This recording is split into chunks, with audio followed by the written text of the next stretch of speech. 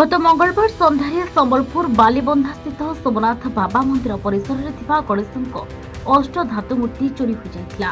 तेज चोरी समय सब दृश्य लुटेरार अजाणत सीसीटीवी कैमेरा कैद हो जाता।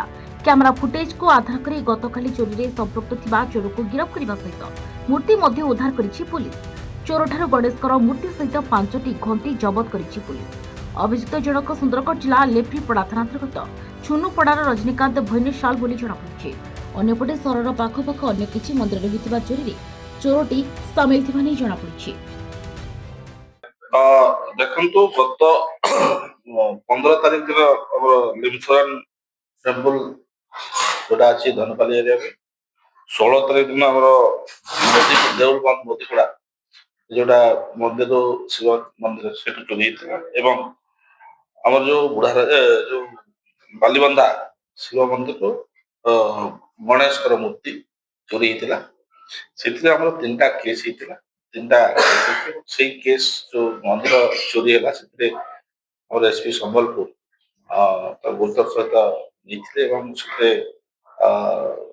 टाउन आईसी सुब्रत मेहर दायित्व दिया इन्वेस्टिगेशन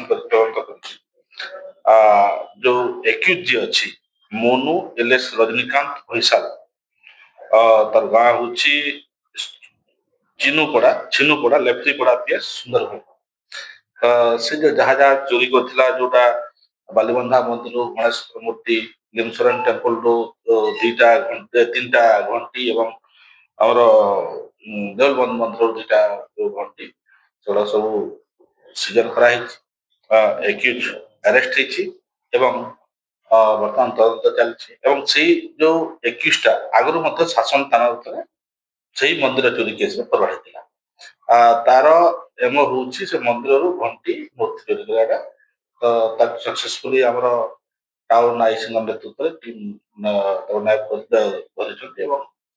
सब आर्टिकल सीजर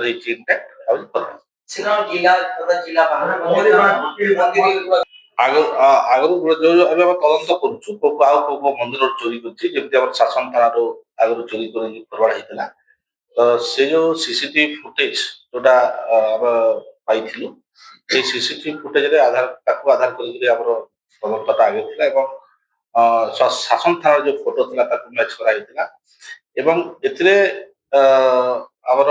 जो से सब ट्रैक टाउन जेहेतु मंदिर तार मॉडल ब्रांड अच्छी विभिन्न रकम विभिन्न ये थाए तो यही जो चोरी कर मंदिर ना व्यापार तो बिक्री कर नथिला तो बिक्री करने पूर्व ही तदंत चलছে निश्चित जना पड़े। संबलपुर तृप्तिमयी पूर्णा सहित अजित बंछन रिपोर्ट हिराचल।